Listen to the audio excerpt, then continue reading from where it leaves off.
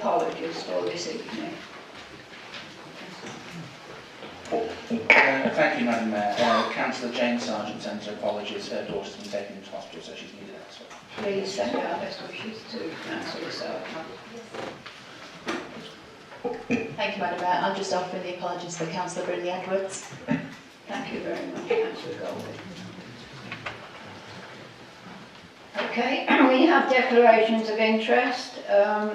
We do have a list of declarations of interest. Does anyone have any further declarations? Councillor Beaumont. Thank you, Madam Mayor. I'm not a member, as is indicated here, of the police and crime panel. I'd just like that noted and eliminated for future records. Thank you.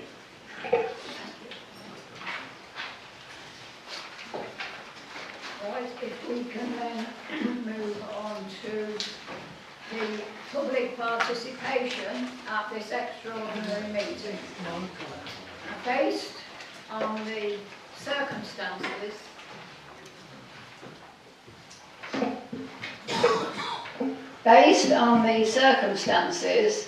of Mr. Parr's request to speak, I am exercising my discretion on this one occasion when I will allow Mr. Carr to speak.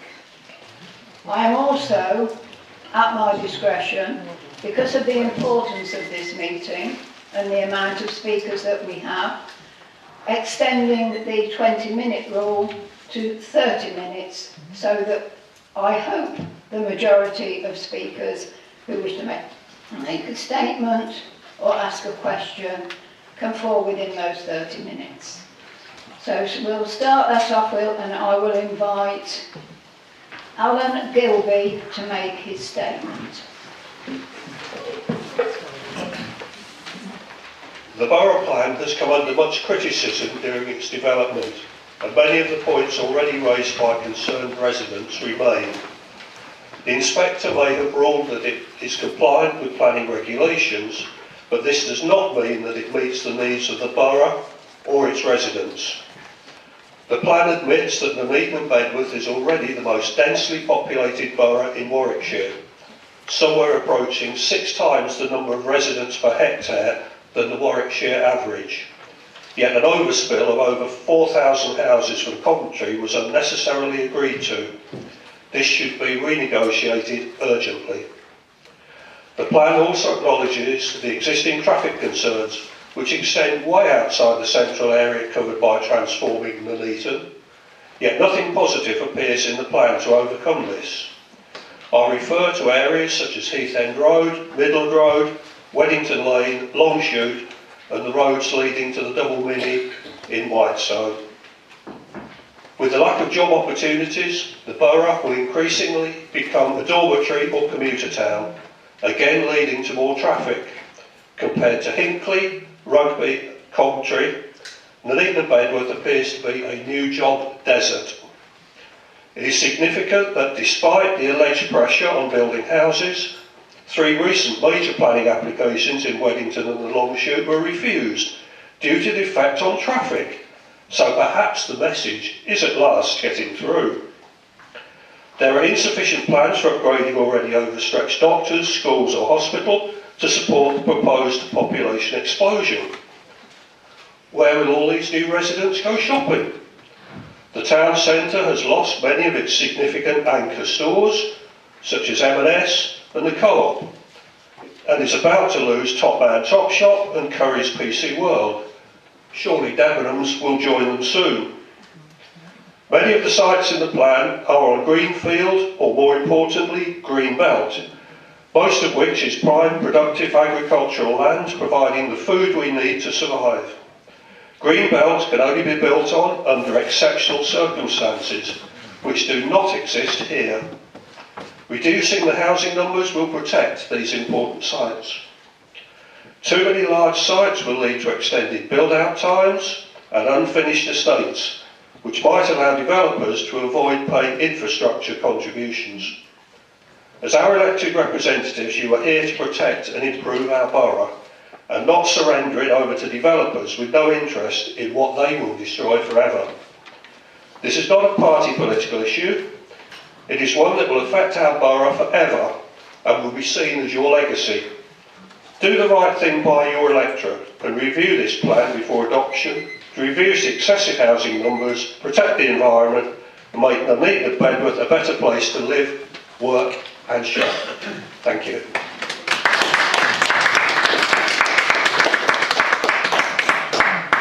Not inviting the Cabinet member to respond to statements, he will respond to questions. Could I invite, sorry, Lubs, I can never pronounce your name. Today the Council will vote on the adoption of the Borough Plan. I hope that councillors will not just vote blindly to adopt the plan without considering some of the implications of the decision. If adopted, this plan will certainly be the biggest decision that this generation of councillors will ever make. In adopting this plan, you will be changing this borough beyond recognition, and I hasten to add, not for the better. A vote to adopt the borough plan means uncertainty in the deliverability of much needed infrastructure and amenities, from doctor surgeries to primary and secondary schools. There is no guarantee that Section 106 money will be spent where it's most needed, or that the amount negotiated will be sufficient to meet the costs. You have no control of the statutory bodies who will be expected to provide roads, schools, hospitals, drainage, sewage, leaving many with a lack of essential infrastructure and amenities.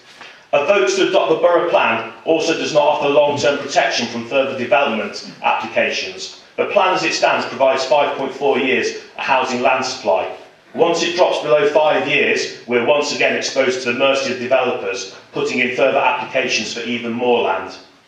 A vote to adopt the borough plan is a vote for an extra 15,000 plus houses, which will add tens of thousands of extra cars to the roads of the borough, causing widespread traffic congestion issues and a reduction in air quality across the borough.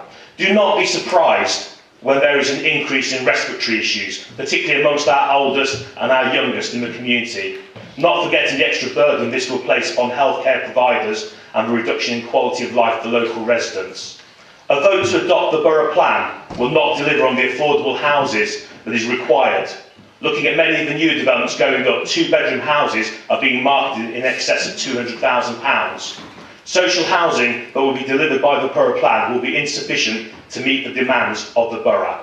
Please remember, developers are in the business of making money and a healthy profit. They will not be doing anything out of the goodness of their hearts to improve this borough or help its people. A vote to adopt the borough plan means we'll accept a huge overspill from Coventry, somewhere in the region of 4,000 additional dwellings. Coventry City Council would rather pocket vast sums of money from the university as they sell off their own land supplies. I would suggest that the true cost of Coventry's economic dominance and the university expansion is being paid for by the people of this borough. We're being forced to take on additional unwanted and unneeded housing, which we will struggle to sell. ONS data shows that the numbers are too high and that the population explosion, which we've been told needs to be factored in, is in reality not going to happen. If you vote to adopt the borough plan today, you will be going against the wishes of the majority of people of this borough. All the polls show that approximately 80% of the residents do not support this plan. It's been badly thought out and the plan is already out of date. And it does not represent either the needs or the wishes of those elected. You as the guardians of this borough. I would therefore ask you to think very carefully about the wishes of the electorate that you all claim to represent. This is not about party politics. This is about doing the right thing for the people of this borough. Please do not vote to adopt this third-rate borough plan.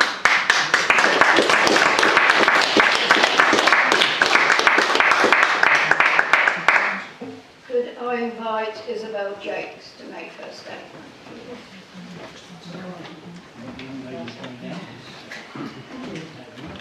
Thank you. Thank you, Mayor. I'm Isabel Jakes from Ash Green Exhall and here to represent the majority of Ash Green residents in Nuneaton and Bedworth and their views on the Inspector's report of the local borough plan to 2017 before the full council makes its decision to commend or not the plan to the Secretary of State tonight. Since 2009, I and others have liaised with many residents, groups and professionals throughout the whole ongoing process of the local borough plan. A lot of this was to try and secure all greenbelt throughout the borough was, and still is, to preserve for our future generations. All greenbelt is precious, wherever it is, and whatever grade it is. That said, a lot of the opposition to the plan is to the number of houses and industrial sites to be built on greenbelt. The theme throughout this is build on greenbelt first, look at reducing housing numbers, and why have we got to accept Coventry's overspill? Figures, which no doubt others will and have presented to you, show that housing and industrial units are in decline. Migration, housing numbers, the National Planning Framework government changes, ONS figures all point to this, yet developers still want to use greenbelt land first. It is often pointed out to campaigners who are against on building in greenbelt that greenbelt has to be built on. Indeed, the inspector has also stated this in his report. If this premise is correct, and you, the council, do vote to adopt the plan, I would also like to remind the council, greenbelt has been taken away from communities prior to the plan. We feel this should be taken into account in any future reviews. Small strips of greenbelt, as in Ash Green and Exhall, are all that are left after building the M6 and the surrounding infrastructure on the greenbelt land in the 60s. In fact, modifications of this are still going on today.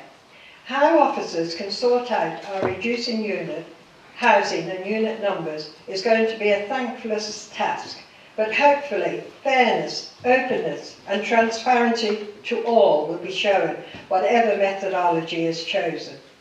Thank you for this opportunity to speak again and to put forward the views of Ash Green, Exhall and other groups as expressed in the 6,600 petition against building on greenbelt land and the excessive housing numbers, and presented to the Council in December 2018 on behalf of the Residents' Action Group, many who will and have spoken again tonight or at previous meetings. Thank you.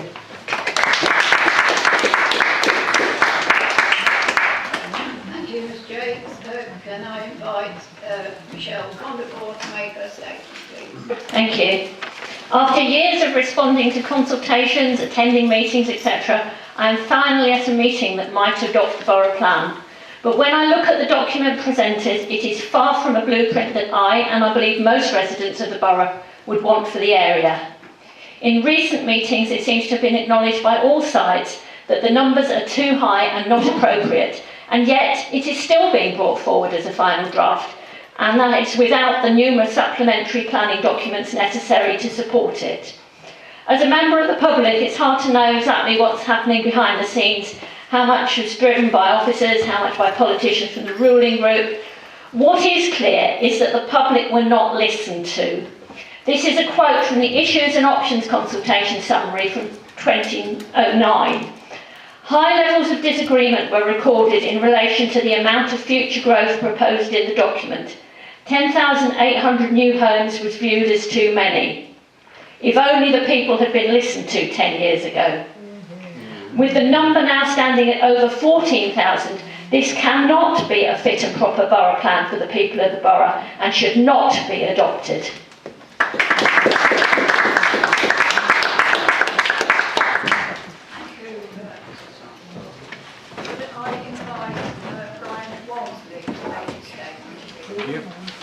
Thank you, Mrs. Mayor. So everyone is aware, I have a housing development at the bottom of my garden where there once was a farmer's field. There are approximately 150 houses in various states of build, which included ripping out the hawthorn hedgerow boundary. However, I'm not here to blame NBBC for allowing that development. I'm not here to blame landowners for selling their land to the developers. However, I do blame the Conservative government. Their national planning policy framework allowing development on greenbelt, and I do blame the Conservative Party accepting multi-million-pound donations from developers and builders. We're gathered tonight to see if NBBC adopt the borough plan or not. I thank the NBBC officers for their compliance with very difficult tasks, having to comply with ever-changing government guidelines and legal requirements, having to satisfy the Conservative government's newly created duty of cooperation, forcing additional housing numbers on the borough, having to see Conservative-controlled Warwickshire County Council actively proposing selling and building on Nuneaton land they own, having to see Conservative-controlled Warwickshire County Council abdicate concerns about traffic and school places in our borough in favour of developer lobbying pressure, having to generate a plan in which they were never allowed to reduce local targets. I would also congratulate NBBC on taking a lower figure of Coventry overspill than some other local plans. I know Warwick have taken 5,976, although we as a borough should still look to reduce our figure. I noted with interest that the Conservative government's inspector directed an increase to housing allocation numbers. The major issues this evening are: will these Conservative councillors vote against adoption of the local plan, effectively voting against the Conservative government policies and Conservative NPPF guidance, effectively voting against the recommendation of their Conservative government inspector, that they abstained from having any dialogue into, that they offered absolutely zero alternatives to, which will force major, wholly unnecessary costs onto the council taxpayers of our borough, which would give developers free access to build where and how they like, yet again part of their Conservative government rules. I hope not. We need to move forward, as unpleasant as it may feel to some borough people. I hope we see this local plan adopted, and as it has been stated by our Labour Council, we look to review it immediately to reduce the overall numbers. To take a quote from Teddy Roosevelt, a Republican, aka Conservative, complaining about a problem without posing a solution is called whining. So hopefully all these local Conservatives who pose no solutions and no alternatives stop whining and vote to adopt this local plan. Thank you, everyone.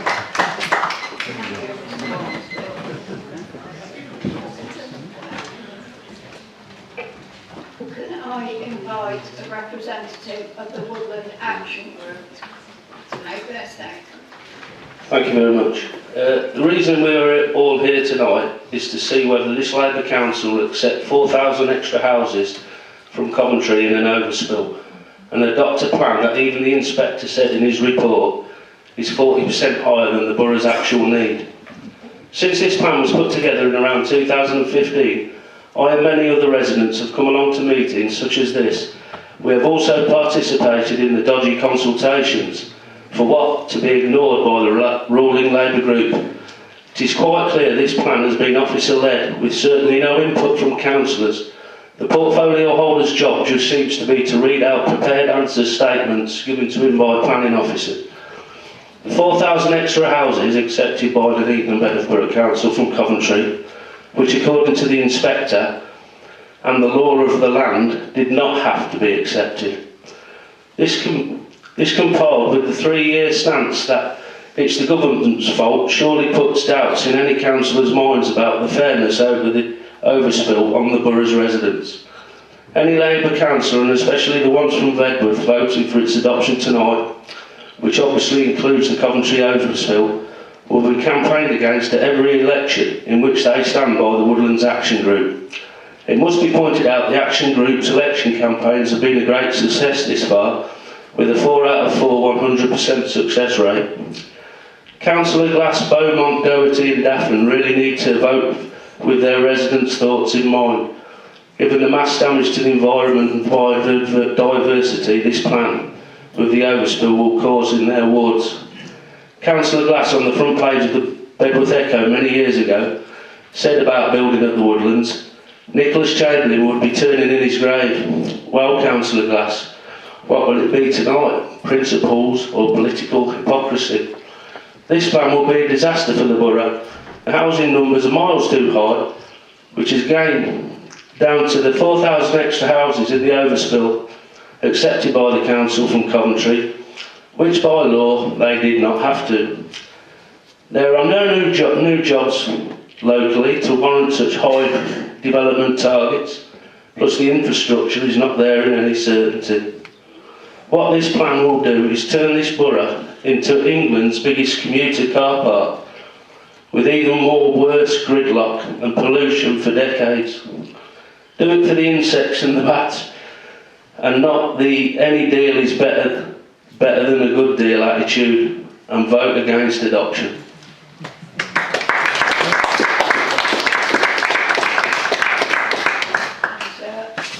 Could I invite Zoe Mayer to ask her question, please? Thank you. I understand that we all have points and concerns about this plan, and no plan will be 100% satisfactory to all councillors and residents. However, I understand that the Borough Plan has followed the Conservative Government's policy framework, sanctioned by our own Conservative MPs. It has also been viewed and signed off by a Conservative Government appointed planning inspector, who has come out and visited the Borough. In view of this, what will happen if we do not adopt the plan this evening, and what are the implications?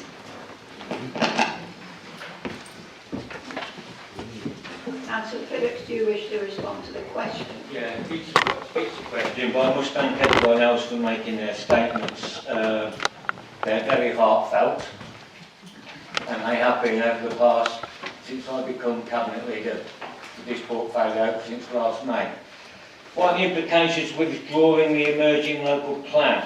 The existing adopted local plan 2006 had an end date of 2011. It's plainly out of date.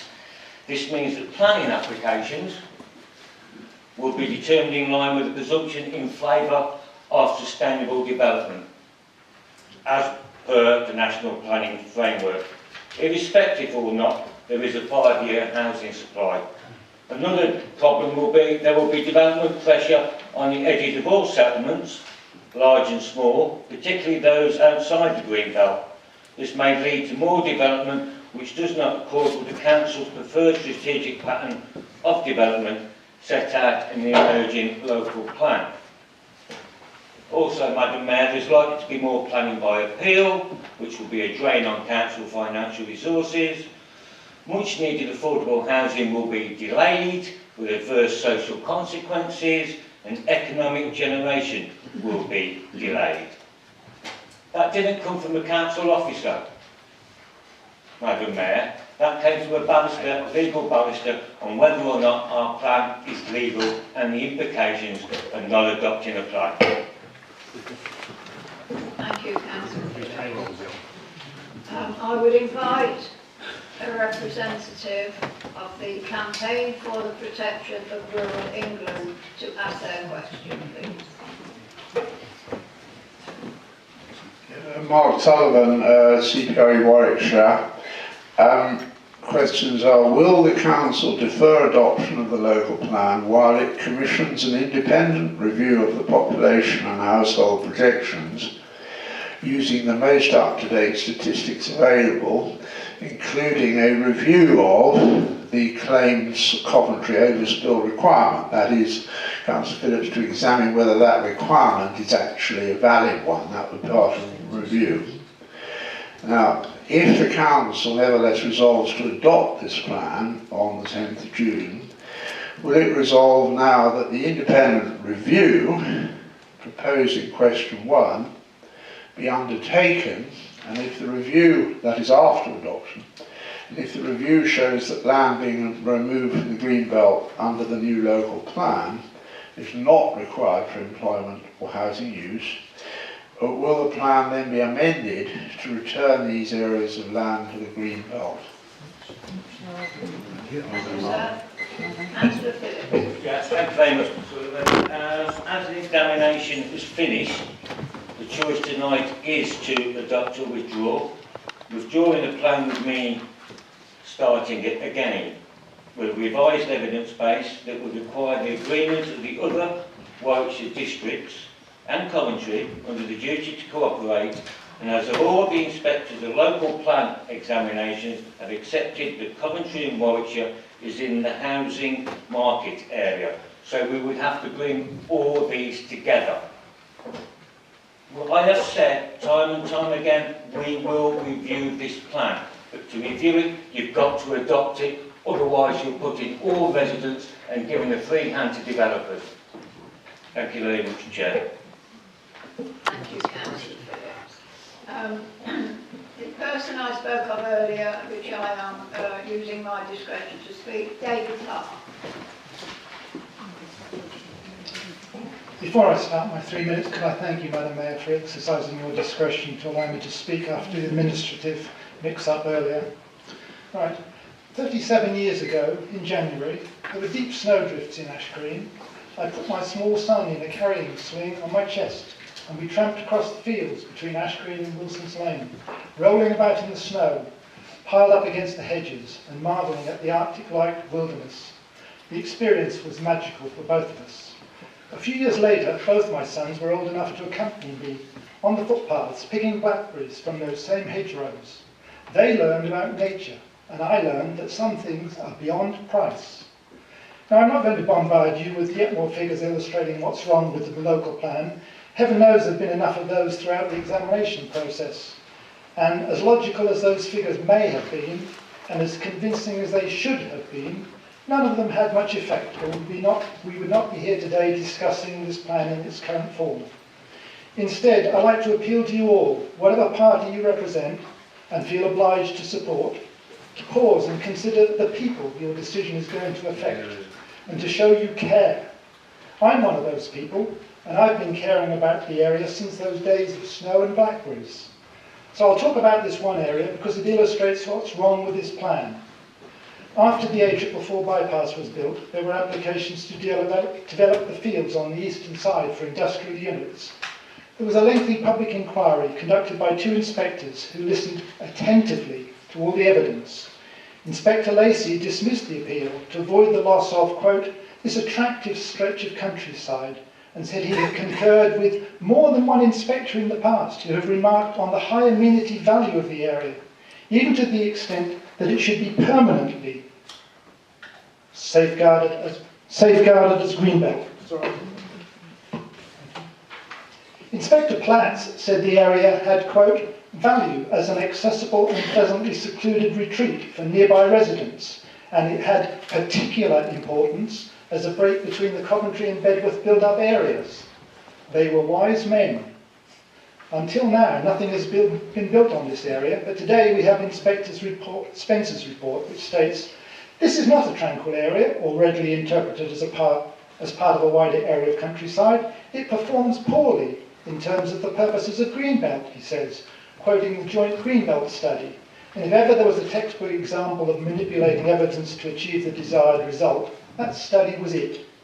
As I see it, there are 2 possible explanations for his recommendation. Firstly, that the issue was decided beforehand, regardless of the evidence, in which case the whole exercise has been a colossal waste of time and money. Or alternatively, the man is a fool.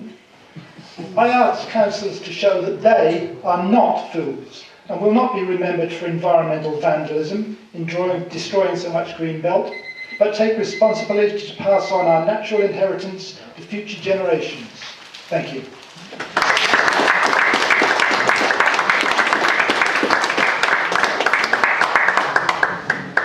I think within the 30 minutes that is allowed, every person who wished to make a statement or ask a question has been accommodated. So we will be moving to the notice of motion. This is an extraordinary meeting of council which has been called pursuant to paragraph 4.3.1 bracket B of the council procedure rules. Can I ask Councillor Phillips to move the motion, please? Thank you very much, Madam Mayor. I'd like to move the recommendations based on page 15. And it's recommended to Council that the Nuneaton and Bedworth local plan published in January 2017 is amended by the Inspector's final report. The schedule of main modifications recommended by the Inspector and the schedule of minor modifications be adopted. Subject to 2.1 above, and as soon as reasonable practicable, Council make available in accordance with Regulation 35 of the Town and Country Planning, Local Planning England Regulations 2012 as amended per local plan, an adoption statement, the sustainability appraisal report, Details of whether the local plan is available for inspection and the places and times in which the document can be inspected. B. Send a copy of the adoption statement to any person who is asked to be notified of the adoption of the local plan. And C. Send a copy of the adoption statement to the Secretary of State. Finally, 2.3. Delegated authority be given to the head of planning in consultation with the Cabinet member for planning and development to make further minor modifications to the plan prior to final publication, where these modifications correct typographical errors, amendments, numbering or cross-referencing. Madam Mayor, I'm going to approach this in a couple of ways. We all know that housing numbers have always been the big sticking point. But I need to relate the inspector's report and what it actually says. You know, regarding consultation, although it's been derided over the years, the inspector was satisfied that the council undertook a proportionate consultation effort which went beyond the legal requirement. He also said about the sustainability appraisal and habitats regulations. The inspector is satisfied that the sustainability assessment has been adequate and that a habitats assessment was rightly not required, and we have fulfilled our duty to cooperate. Regarding duty to cooperate, housing numbers. Madam Mayor, as the statements included the issue of housing numbers and the signing of the MOU, which has always been a sticking point, I'd like to outline the following, because I have looked into this, and it has gone back years, and it's always been a problem. How did we get to that overspill? Now, this is, as far as I'm concerned, I believe this to be right.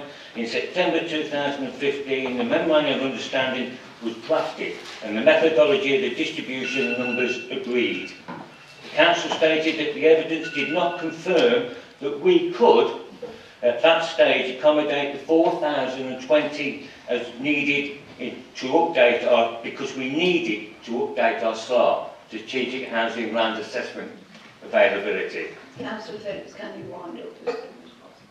I thought I had 5 minutes. I'm supposed to be reading the motion. Oh, sorry, I heard an alarm go off.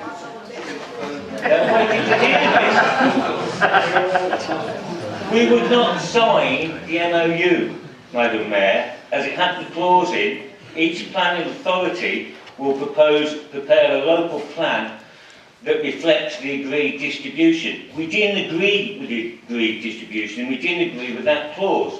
In January 2017, when we published our plan, it showed that we could take 2,330, not 4,020 of the overspill.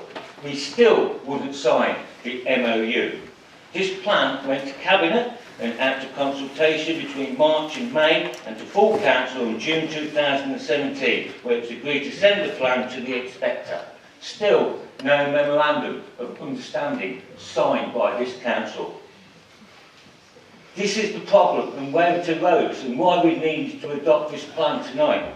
Because, here's the rub, between June and December 2017, developers put in applications which could not be defended. No 5 years, plan supply, national policy framework which put that much weight on pursuing development and no adopted plan. Applications for sites that were outside of our plan, outside of our 12,000, that we said that's all we could take. Cllr Hill, 262 and another 330. The development of East Borough Way, Hinkley Road, Conservative County Council land, I suppose. I presume. 330 houses there. On top of that even, our plan allowed for 3,300 in HG1 only. Developers decided they could get 4,419 houses on there. That is where your overspill went. Another 2,000 odd houses that we couldn't defend because we've got no adopted plan. This is why we need to adopt the plan. Therefore, together with the 2,330 which is in the plan and a further 2,000 outside of our plan, showed that we could take 4,000 odd houses, the total overspill. So when you go back to your districts, and you go to Coventry and things like that, and you put your plan in front of you, you've identified, because we didn't have a plan, or a 5-year housing supply, that we could take 4,000, because we have to update our plan all the while. And these developers took advantage of the fact we didn't have our plan, and that's where your 4,000 came from. This plan needs adopted, so we can protect our residents from any further development caused by developers that we have no control over. You didn't have to sign it. By law. Councillor Phillips, could you just sit down for 1 minute, please? I'm not put up with any interruptions from the visitors gallery. Councillor Phillips, would you continue? Yeah, as I said, we've had legal advice, the plan's been found sound, our strategic objectives is the introduction of a new policy for an early plan review. I have said this all year. We've agreed to set up a new committee that is open, transparent. The good thing about adopting this plan and renewing it is the fact we might have enough numbers to see us through, instead of seeing us through to 2031, we might see ourselves through to 2035, 2019, 2039. Not that, but it's 15 years, you review it again, you're looking at another 15 years, and you're looking at another 20 years from the time you start to review it. Adopt the plan. Thank you very much, Madam Mayor. My apologies for interrupting you mid-flow, Councillor Phillips. Thank you, Councillor Phillips. Is there a second for these proposals? Councillor Jackson. Madam Mayor, I do second the proposals Councillor Phillips has made and reserve my right. Thank you, Councillor Jackson, and I would remind members that as this matter is for a decision this evening, the normal rules of debate apply as set out in Council Procedure Rule 13. Does any member wish to speak? Councillor Hancock.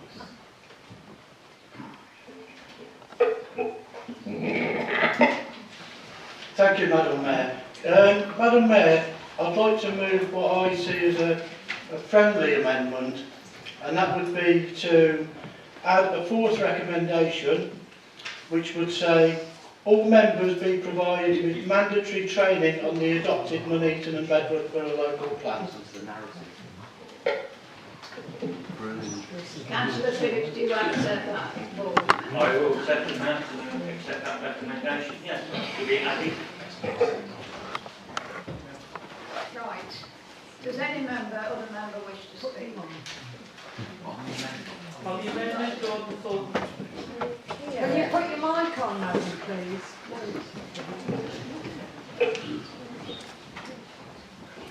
Sorry, yes, sorry. In trouble already. Can we agree the alteration to the amendment? All those in favour, please show. So can we debate the amendment? No, I'm asking for the alteration to the proposal that has been made, which is to include the words that Councillor Hancock has just spoken.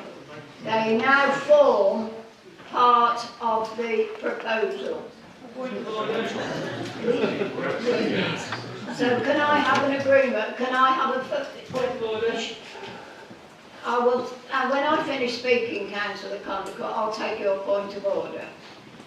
We were now taking a vote on whether or not to accept the fourth part of the proposal that Councillor Hancock has proposed. All those in favour, please show. So, point of order.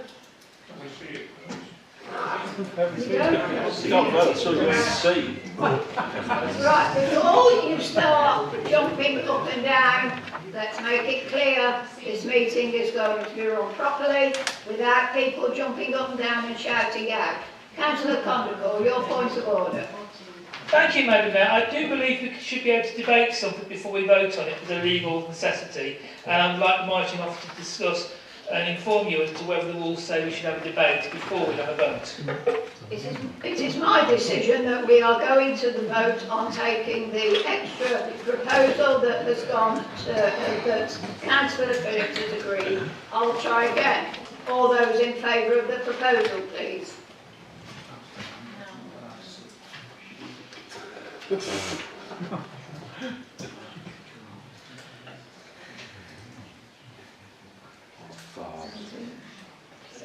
Those against?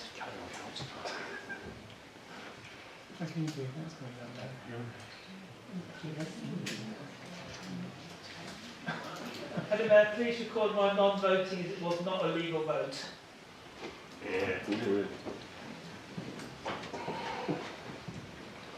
The proposal was won.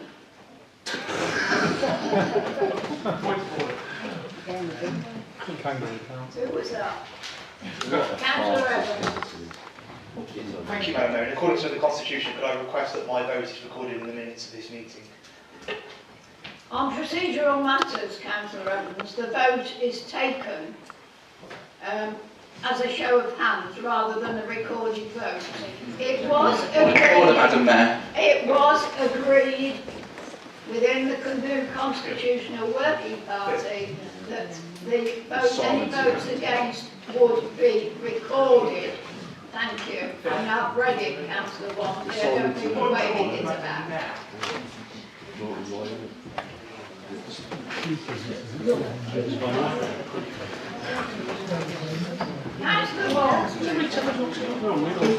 Thank you, Madam Mayor. Under 415.5, which I quote, any member requested the vote is taken, that immediately after the vote is taken, the request are recorded in the minutes to show whether they voted for or against the motion or abstained from the motion. Under 415.5, Madam Mayor, I ask my vote be recorded. I haven't said that your vote would not be recorded, Councillor Wamsley. I said under the new Constitution it can be. So it will be. Right, you have a list of speakers.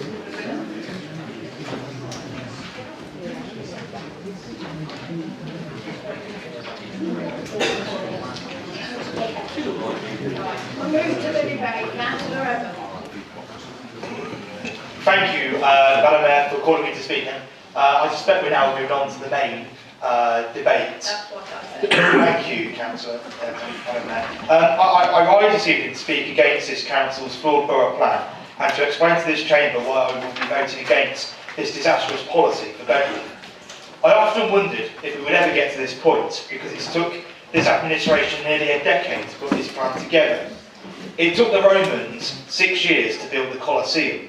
It took 3 years to build the Shard. But when it comes to submitting a planning document to the government, it takes this administration nearly a decade. And that's why we're in the mess today. It's the reason why those vulnerable sites in the plan, like the Woodlands, like Hawkesbury, like Golf Drive, are in the plan. It's because this administration sat on their hands for nearly a decade just to hope that the problem would eventually pass. It didn't, and today we find ourselves in this mess. I will be voting against the adoption of the borough plan due to the adverse impacts it would have for my constituents, particularly those who live on the Bedworth woodlands. Just this weekend we've seen areas on the woodlands flood as a result of bad weather. Each winter it now becomes a regular occurrence for people's properties to flood on Woodlands Lane. When Bedworth Labour councillors vote for adoption tonight, if they do plan to vote for adoption, I hope they will have in the back of their minds December 2008, when Croft Pool and Delamere Road flooded as a result of flooding from the woodlands. I'd ask if Bedworth Labour councillors are willing to put their name to a plan that will lead to an increase in congestion on Newtown Road. If you think congestion is bad at the moment, I hope you'll look forward to the day when people will be queuing all the way back to Goodges End Lane just to get into Bedworth Town Centre. The other problem that we have with the woodlands is that in order to make way for the new road link onto Newtown Road, someone is going to have to cough up £4 million. Still, to this day, we have absolutely no idea who that's going to be. I think there's a chance that no one will come forward with the £4 million, meaning that the woodlands allocation cannot go forward with the 700 dwellings.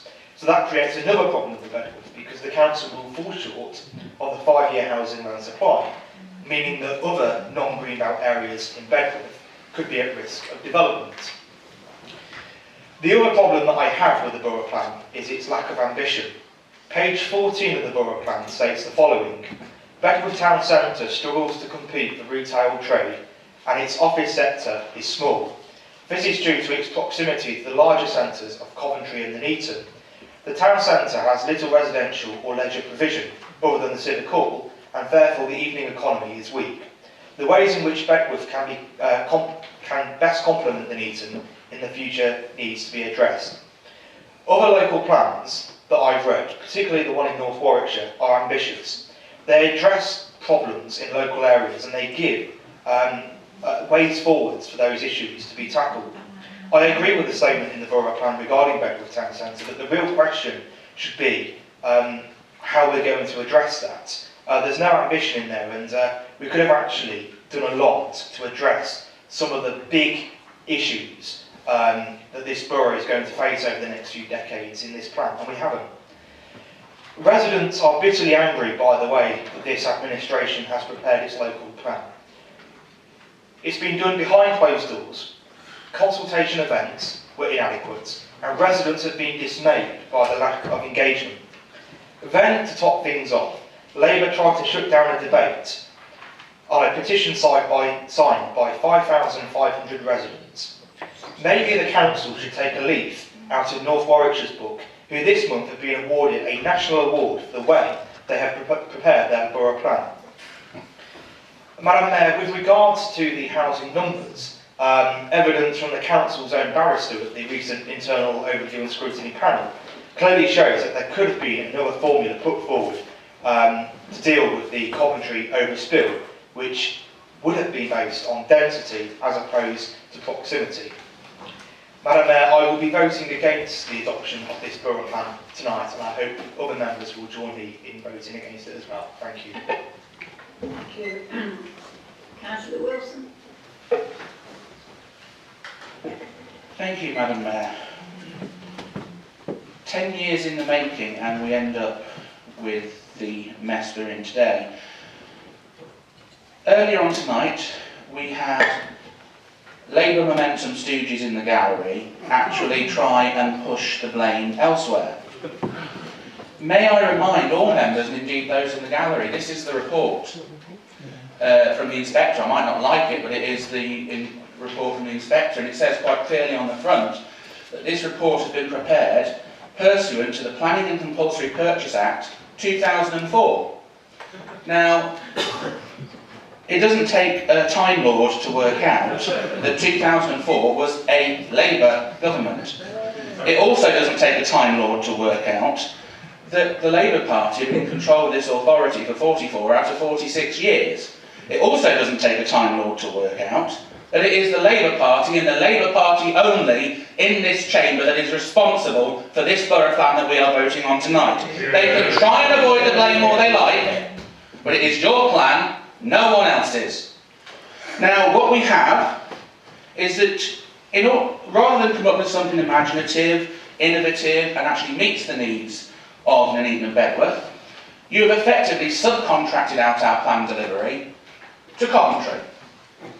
In fact, some members, indeed my own, because my own ward, and it's the admission of planning officers that Whitestone and Bulkington are only being added because of Coventry.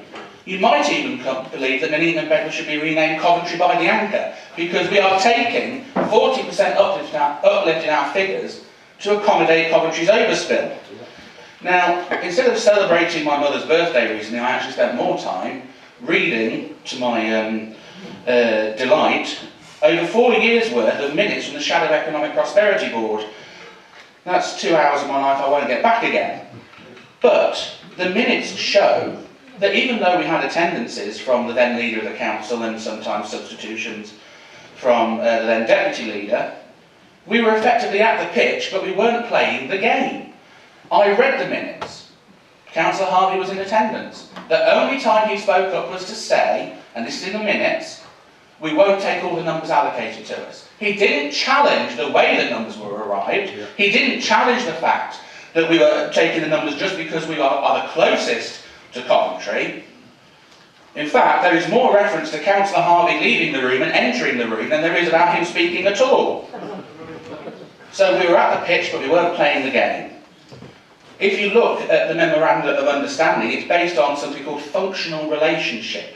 So we end up taking 32.3% of the overspill from Coventry.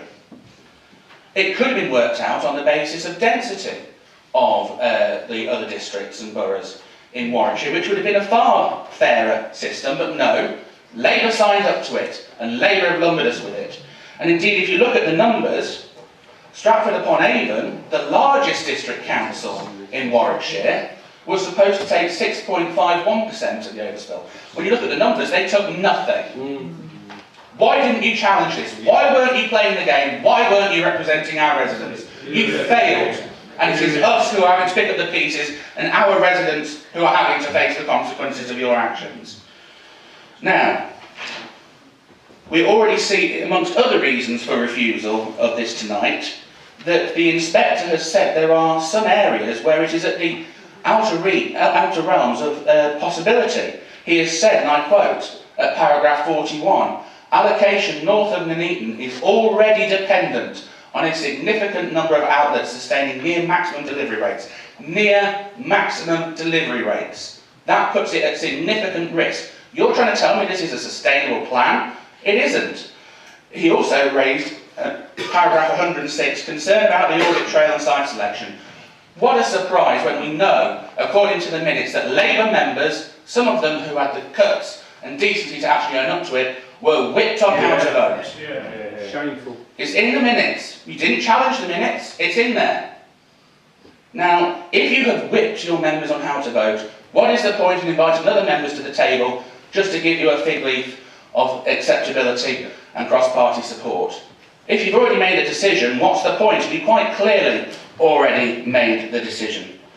And more damning than that, the inspector says at paragraph 13 that we could have challenged the methodology of the local plan inspections. We sent no one to Coventry's local plan inspection.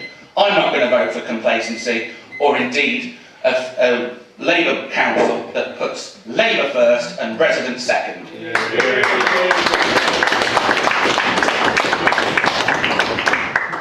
Thank you, Councillor Wilson. Councillor Brown. Thank you, Madam Mayor. I will be voting against the borough plan tonight. Neither me or my colleagues can support a plan that has got so much wrong. For example, proposing housing on floodplains at Bedworth Woodlands after the controlling Labour group promised for so many years not to. An industrial estate off of a country lane next to a school off Goodyear's End Lane. 4,000 houses of Coventry overspill when the borough council is under no illegal obligation to accept that many houses. The Office of National Statistics growth and population projections point to a much more manageable target that means a lot of cherished high-quality countryside, such as at Bedworth Woodlands, can be avoided to be built on. And also that we need no further gridlock on Newtown Road, with thousands of new cars being introduced to the area, and that we can avoid further urban sprawl in the north of Nuneaton and keep a meaningful greenbelt gap between Exhall and Coventry. I cannot support this borough plan as it was designed with a single purpose of annexing Exhall and Bedworth into a suburb of Coventry and importing voters from Coventry in an effort to stem Labour's sharp electoral decline in the borough. The sooner the current plans, whether adopted tonight or not, are resigned to history and replaced with a fairer alternative with a lower housing target, and the sooner we say no to Coventry's excessive demands for overspill, the better.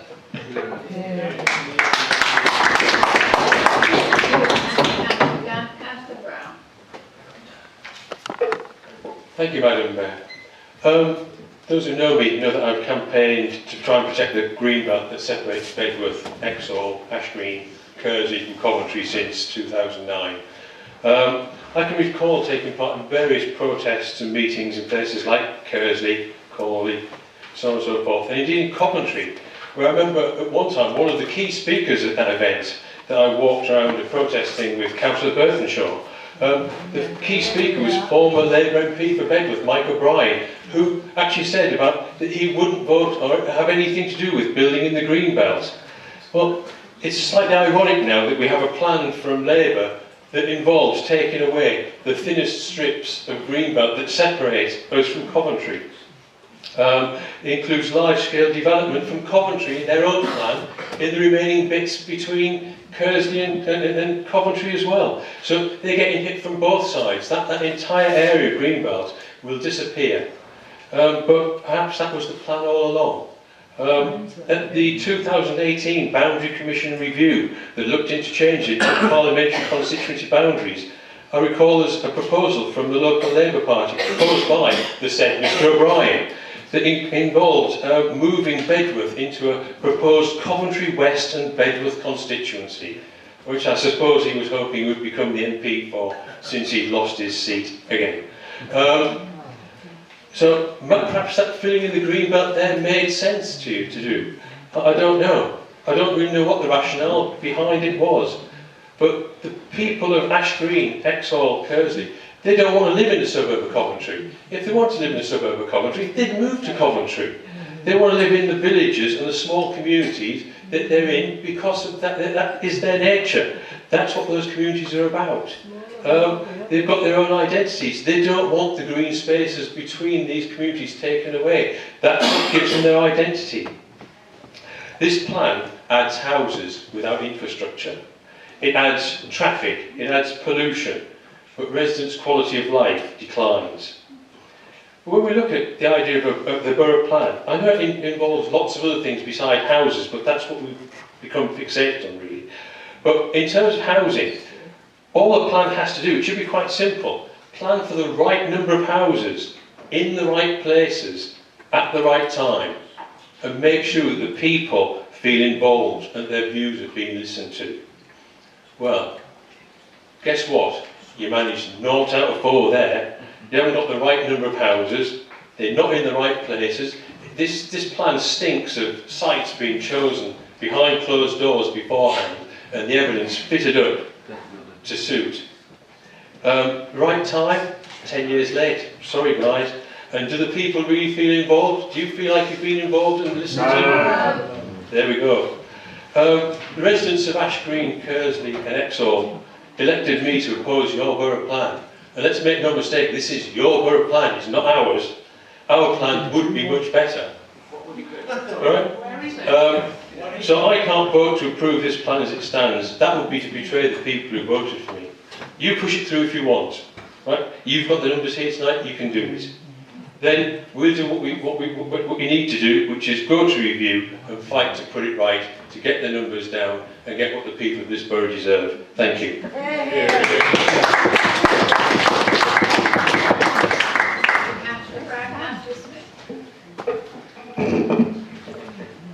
Thank you, Madam Mayor. It seems a lot longer, but I've been in this chamber for 2 years now, and in those 2 years I've twice been elected on a pledge to oppose the borough plan in its current form. On both occasions I was elected with a large majority, gaining well over 70% of the vote, and that gives me a clear message from the electorate of Bulkington. During those 2 years I've not had one Bulkington resident, or in fact a borough resident for that matter, tell me they think this is a good plan for the people of this borough. On the other hand, I've had personal contact with many hundreds, and with the petitions many thousands of residents that are appalled at this third-rate borough plan, with too many houses in poor locations, with a backdrop of infrastructure that's already failing to meet the needs of many residents. All I can say is shame on the 17 members opposite for repeatedly voting this through at every stage, regardless of the massive negative impact on thousands of lives across the borough. Madam Mayor, a year ago, with a change of leader, the Labour group had a chance to pause the progress of this plan and look again at ways of making the borough plan acceptable to the people of this borough. By recalculating the numbers, looking again at the sites and telling Coventry we don't have room for their 4,000 houses. Instead, you chose to follow the legacy of those who went before, which has led us to where we are today. You've run down the clock and now tell us it's too dangerous to stop the plan being adopted, as it will open the door to a developer free-for-all. This is something you have created. Most recently, in the final stages, you offered a concession by supporting our call for a properly constituted open review, if and when the plan is adopted, something you could and should have done a very long time ago. Even the inspector struggled to make this plan sound and legal, issuing a raft of modifications to get it up to the standard of a third-rate pass. True. Madam Mayor, all of us in this chamber have a responsibility and a duty to deliver a well-planned borough that provides adequate infrastructure and delivers the services our residents pay for and expect. Part of the process of doing that involves listening to the voices of our residents and, having listened, acting in their best interest, delivering a borough that the majority of our residents can be proud of. That's why they vote for us, to represent them, something members of the Labour group seem to have forgotten. Going back to my opening line, I've twice been elected by the people of Bulkington, with what I believe to be a second largest majority in this chamber, on a pledge to oppose the borough plan in its current form. I cannot and will not betray the people of Bulkington that voted for me to represent them in this chamber. Therefore, I cannot and will not support this borough plan that's before us tonight. I will be voting against this motion. Thank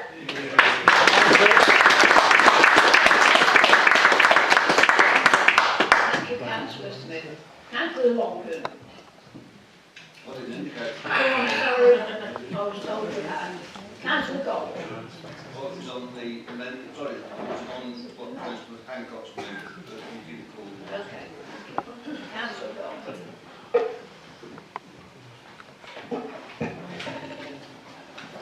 Thank you, Madam Mayor. It's quite interesting to sit and listen. I've been making some notes. All we seem to hear is how impotent you are. You have no control over anything. It's all the government's fault. It's all the nasty Tories' fault. It's the developers' fault. It's never you. Never. You never take responsibility for things. I mean, I suppose it stems from the top, really. There's not a wreath involved, but you're present and we're not involved, aren't you? The numbers aside, you chose where to put these things. You went out to consultation in my area with a plan that wasn't good enough, and you did that before you even told any of the residents that you were going out to consultation. Again, it's a failure. They didn't have a chance to put anything to you in a way that was accessible to them. But we've gone over this time and time again. Again, it's something that's been driven by your group, the Labour group. The funding comment that was made from up in the gallery, well, ironically, you, again, put out a Labour Rose leaflet a couple of months ago, where you, Labour, aim to bring £20 million for sporting facilities. Now, on here, it says that it's going to be generated by the borough plan. So you're actually making money off the borough plan, and more to the point, £20 million, nearly £5 million of that is generated from my area. You can sit and laugh. You know, it's funny that you sat there sniggering. Great. What's the personal explanation? No, I didn't. I will take the point as soon as Councillor Golby has finished. I haven't made any personal reference to anybody, so you can't. I will take the point. But I know you're making it up as you go along. Okay. We're doing that, are we? Argue with me from the chamber. I'm not arguing. I'm making a point. I've got the mic. I'm making a point. So anyway, you know, the Momentum/Labour group that is Nuneaton and Bedworth based these days seems to be coining it in, really, from the government. They're doing quite well, because you're promising £20 million to buy votes for people. You're pushing this through people's doorstep, through people's letterboxes, and it's being generated in areas that are like my area that are probably not going to see any of that £5 million because it's going to be taken away and spent elsewhere where you're trying to buy the votes. I'll move on. I was happy to attend the consultations, and I was happy to speak with the government inspector, and he's actually agreed with some of the things that I've said because he's included it as main modifications. One of the main points being that there should be a provision of a distributor link road through the site HSG2 Arbury with an integrated footway cycleway provision in accordance with the concept plan. The distributor link road will need to secure a connection that links the site to the A444. I argued for that, and I've got it, and I'm quite happy with that, because God knows we need some decent infrastructure, and I think I'm one of the few places that's actually got it. But why didn't you put that in the first place? Why did you not push the argument in the first place? Why is it all down to everybody else having to mop up your mess again? You know, like I said, present but not involved. It's everybody else's fault. It's just time to either step up or step off. Thank you, Councillor Golby. Councillor Elliott. Oh, sorry, my mistake. Point of personal explanation. Well, I'm glad that Councillor Golby knows what I'm doing over here. I was smirking, whatever she wants to call it. When you, as you have known, in the new constitution, what is my after a person has finished speaking, I acknowledged your point of order, Councillor Comical, and I allowed Councillor Pomfret to continue speaking. I will call you once he's finished speaking. Thank you. Councillor Pomfret. I do find it amusing that Councillor Golby implies that somehow the council, not the residents of Nuneaton and Bedworth, the council is going to benefit from the 20 million. Well, I would like to think that the 20 million pounds get spent on the facilities for the people of Nuneaton and Bedworth, whether they live in Arbury or not. Thank you. Put your mic on. I am calling the point of order. Come on, can't you get that right? Over to you, Councillor. Didn't hear a thing. Thank you very much, Madam Mayor. I just wanted to make the point that you can't make a point of personal explanation if you haven't said anything yet, because the whole point of a personal explanation point is it's to clarify something you've already said, and you haven't actually said anything in the whole meeting so far, so you shouldn't have actually taken his points of personal information. Mic on. Put your mic on, we can't hear you. I've already made it absolutely clear. Hold on, that's better, you've got it track back. Took you long enough. I have already made it perfectly clear in this meeting that I will not put up with yelling and shouting across this chamber while debate is taking place. If you want to speak, put up your hands, and when a person has stopped speaking, I will call you. Councillor Evans, you had a point of order. Yes, point of order, Madam Mayor. The Constitution states that 13.13 on page 6 of the Constitution that points of orders have to be relevant to the Constitution.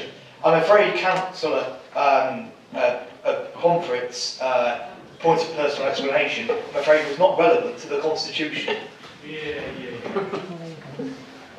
Councillor Wilson. Point of order, Madam Mayor. A point of personal explanation can only be raised if you have already spoken within the debate. That isn't your ruling, Madam Mayor, that is the Constitution. If you are in any doubt, can I ask you to seek legal advice from the Borough Solicitor, who will confirm that. It isn't for the Chair to make up the rules as they go along. Now, if my interpretation is correct, and I could see the Borough Solicitor actually squirming when you were giving your ruling, then I believe that you should actually take Councillor Pomfret's intervention as his opportunity to speak, because it was not a personal explanation. Councillor Wilson, if you read your document that you say you have, it says on a personal explanation, the ruling of the Mayor on the admissibility of a personal explanation will be final. You're wrong. Legal advice. That is what it says. It's in the Constitution. I invite you to seek legal advice. I have no intention of speaking to the Borough Solicitor. Cllr Golby. I would actually like to make a point of personal explanation in response to what Councillor Pomfret said. I actually point you to your own leaflet where you're saying that Labour aims to bring £20 million for sporting facilities, and it clearly says that meeting the needs generated by the Borough Plan, and this is actually where you're generating the £20 million funding from. So I'm not making it up, it is actually stuff that you've put out as a Labour group to say, trying to buy votes, quite frankly, with your £20 million out of the Borough Plan, that 5 million, nearly 5 million quid of that, for sporting facilities is being generated from Arbery, which is actually contained here in the Borough Plan documentation, quite clearly. I think it's Appendix G. But if you bother to read it, which I doubt any of you have bothered to read that far down the list, you would have known that and you wouldn't have stood up and embarrassed yourself. We could continue with the members' points of view. Councillor Elliott.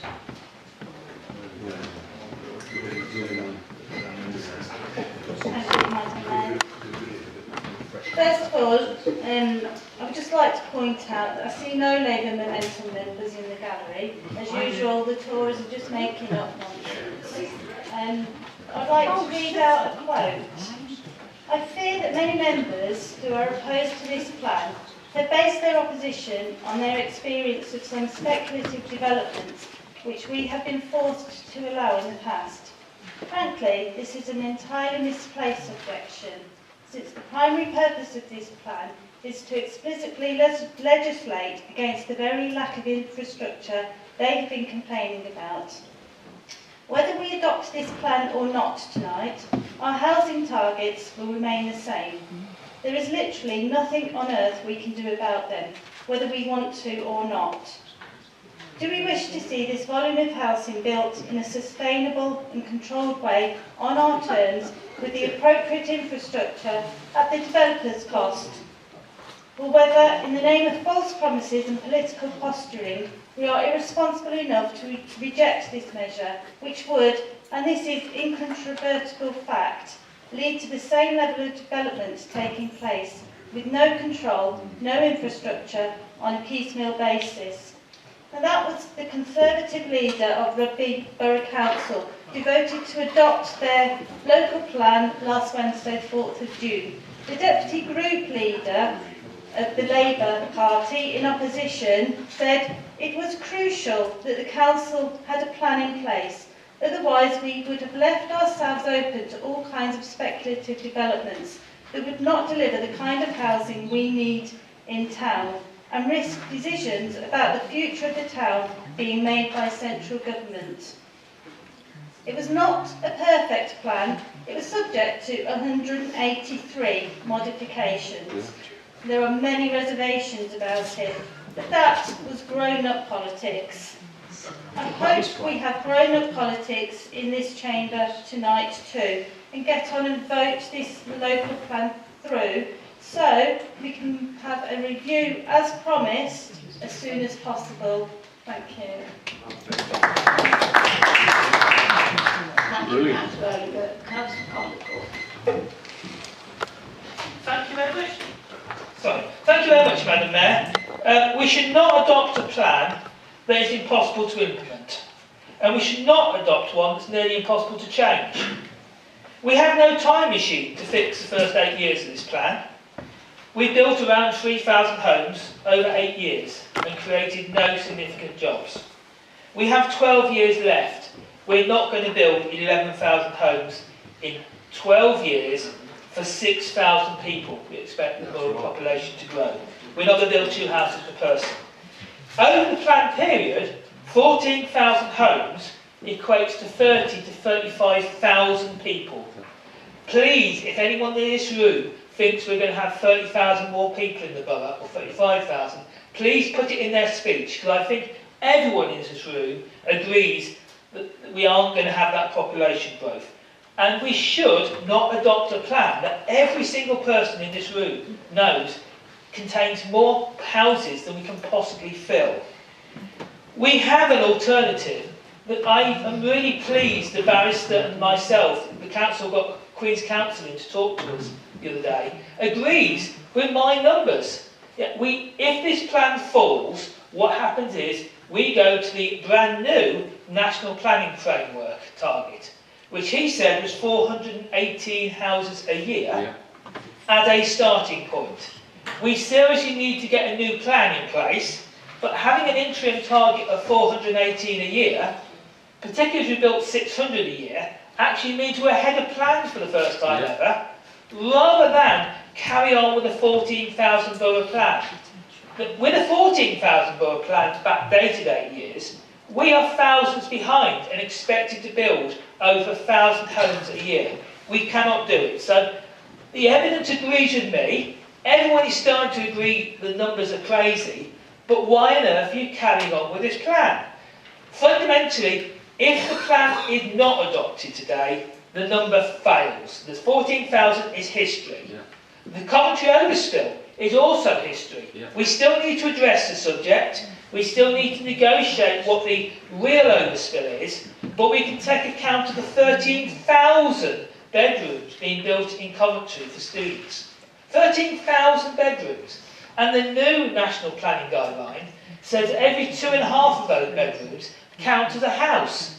So there's 4,000 houses worth of student bedrooms physically being built today. You see the cranes up. So we can change this.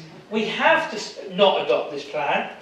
And not adopting the plan is not a disaster, because having a target of 400 or 600 per year is a lot better than having a plan for 1,000, 1,500.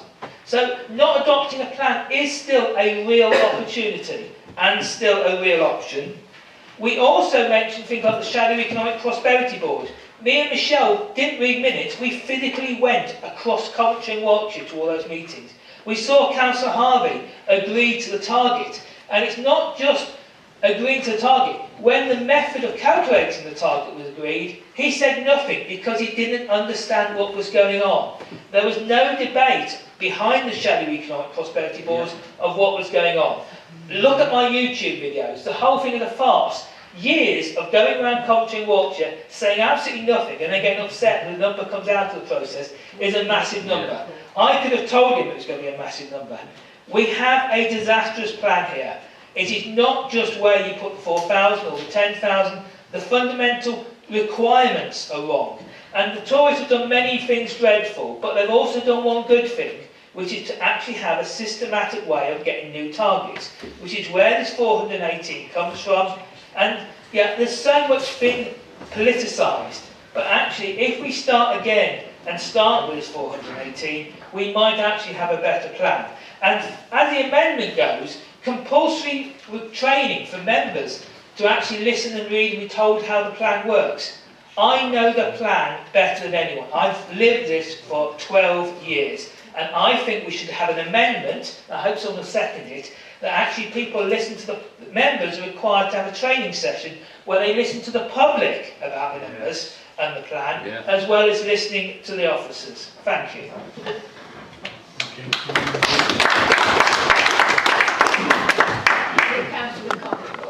Councillor Llewellyn-Nash. Good evening. I'd like to offer some grown-up politics and some reasons why not to adopt the borough plan. I became a councillor just over a year ago. I'm the councillor for Bedworth Heath, and when I was knocking on the doors, one thing I kept hearing about was, what are you going to do about the borough plan? What are you going to do about the borough plan? I will bring it down because we're talking about a vast area, we're talking about thousands of houses, but I will bring it down just to one little area in Cllr around the School Lane area. The plan is there to build some houses, quite a few houses on one side of the road, and to build an industrial estate the other side of the road. Now, if you go through Cllr and Bedworth, you'll find that there are a couple of industrial estates, and they're all offering units and warehouses. None of them are full. Bayton Road isn't full, Grovelands isn't full, and there's another little one as well off there. They've all got vacant units, but they want to build a vast one on that field. Those of you who know what I'm talking about. The irony of that industrial estate that wants to be built in School Lane is that those of you that know the area, there's some derelict barns there, and a charity wanted to come along and build some stables there for our veterans, our war veterans who've got mental health issues, to come and run stables, have a riding stable, invite children with special needs, adults with special needs. You've got the footprints for the stables already there because the barns are still erected, but planning turned them down in favour of an industrial estate. So I am confused as to why that would happen. We're also talking about a school. So now we are going to have a school next to an industrial estate. Can you work that one out? Because I can't. Sorry? But the irony is that we're going to, as Keith has said, 35,000 extra people around the area. An industrial estate next to a school, a stables that was turned down to help our veterans. I can't understand the raison d'etre behind this, and I will be voting against the borough plan tonight.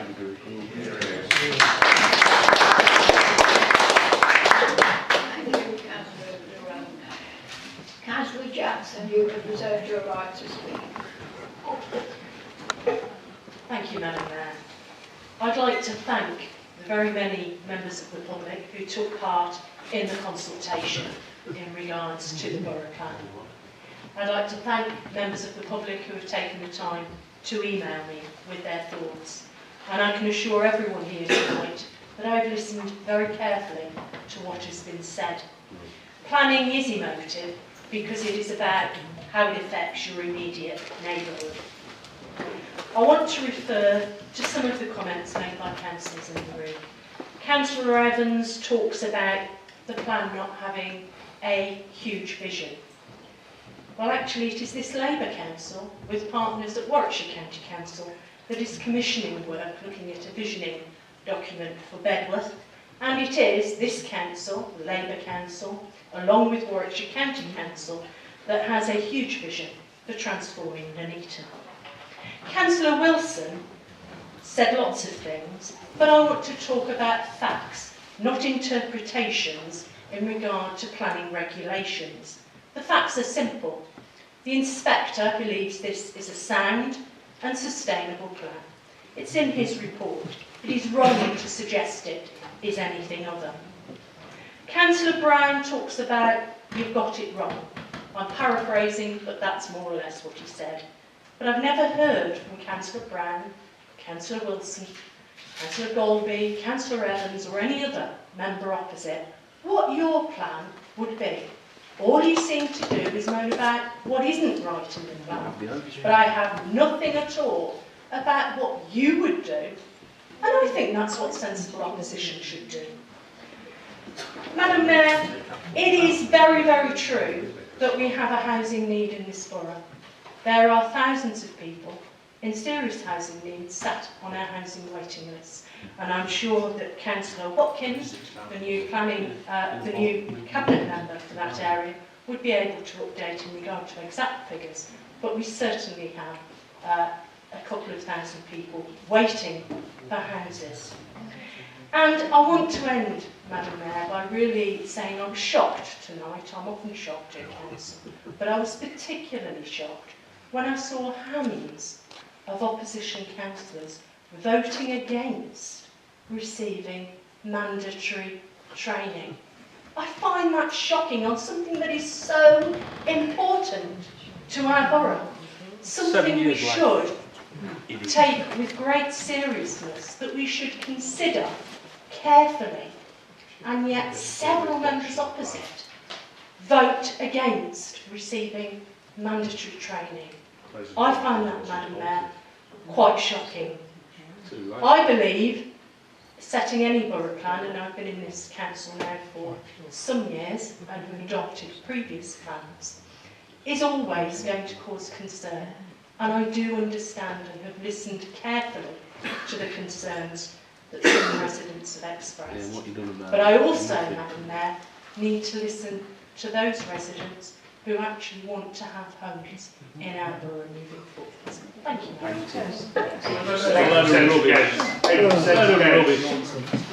Councillor.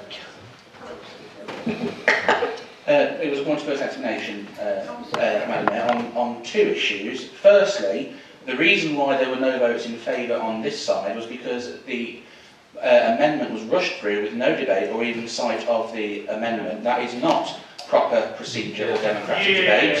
If it had been done properly, there might have been a different outcome. As it happens, I don't have an issue with training.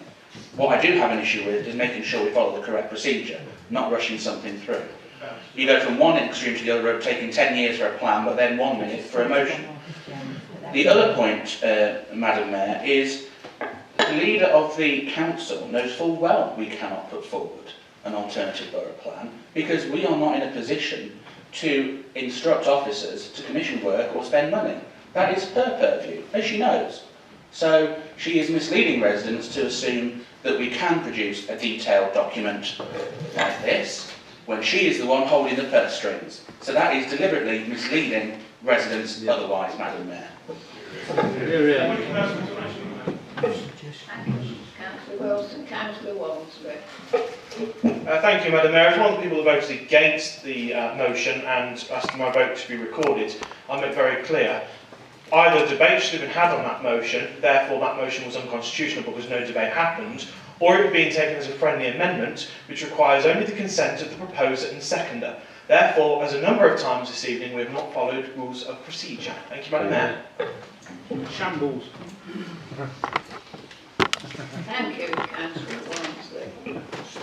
I have no further speakers, so could I ask Councillor Phillips if you would like to wind up the debate?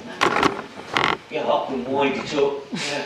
I can wind it up quite quickly, actually, because it's blatantly obvious that the opposition are going to vote against the plan.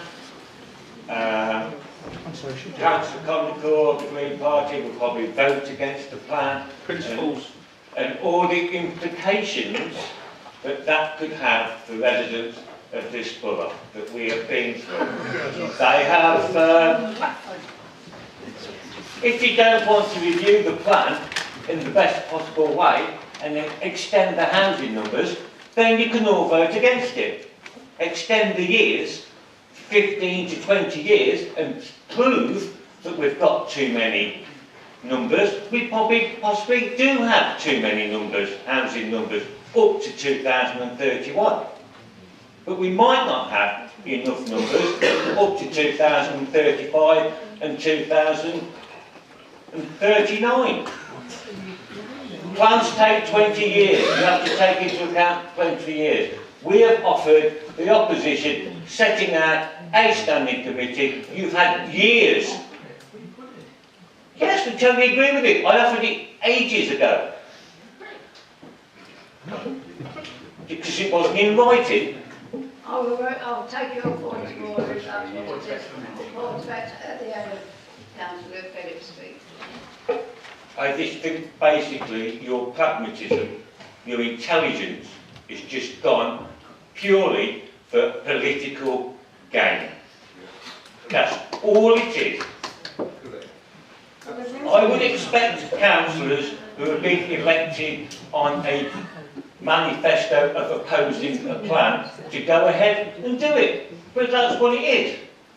It's a manifesto, it's, I am going to stand against this, I am going to not have any responsibility at all for this, because it's their plan.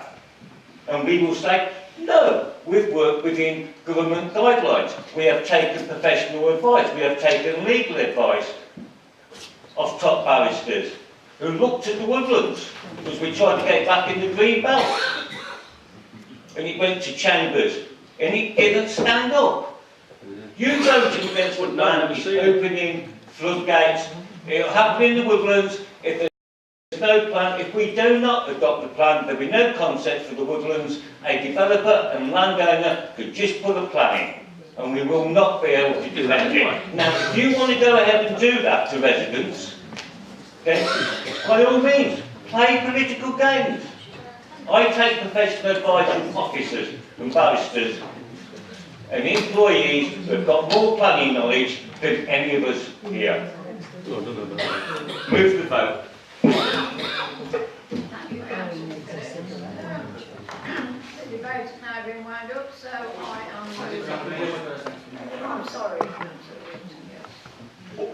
Thank you, Madam Mayor. The portfolio just referred to the local plan committee. As someone who has sat in this chamber for nigh on 10 years, it has taken us 10 years to drag you kicking and screaming into accepting an open, transparent and democratic committee. In 2012, I moved the exact same wording of that motion that we debated last time. You voted against it. When there were just 3 of us sat in this chamber, I moved the same motion. You voted against it. And indeed, after the local elections last year, I moved the same motion and you voted against it. It's not us who are being inconsistent here, Madam Mayor. It is Labour who do not want to take responsibility for their actions, and now they're finally getting caught out. They're trying to cover their own backsides. Residents know it was us who stood by them, and Labour have let them down yet again. And I call for a recorded vote on the substantive item, Madam Mayor.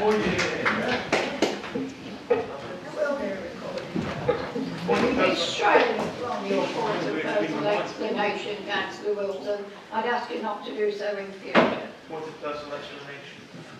Who was that? Councillor Evans. Yes, point of personal explanation, Madam Mayor. In Councillor Phillips' statement, he said he takes professional advice from council officers and barristers. Well, the professional advice from the council's barrister was that the council does not legally have to accept the 4,000 votes. Councillor Phillips. Sorry. Okay, I intend now to move to the vote. There has been a request for a recorded vote, which will take place. I am asking if you would like to go through that.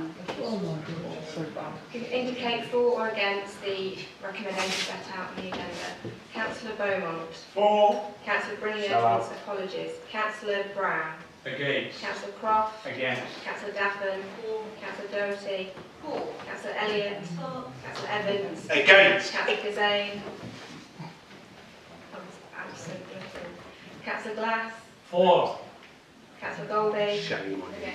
Councillor Graham. Against. Councillor Guttridge. Against. Councillor Hancock. For. Shame. Councillor Hocking. Councillor Jackson. Councillor Condical. Against. Councillor Molly Nash. Councillor Lloyd. For. Councillor Longdon. For. Councillor Panday. Against. Councillor Phillips. For. Councillor Comfort. For. Councillor Rudkin. Councillor A. Sargeant. Against. Councillor J. Sargeant, apologies. Councillor J. Shepherd. Councillor T. Shepherd. Councillor Smith. Against. Councillor Tandy. Councillor Tromans. Against. Councillor Walmsley. Against. Councillor Watkins. And Councillor Wilson. Against.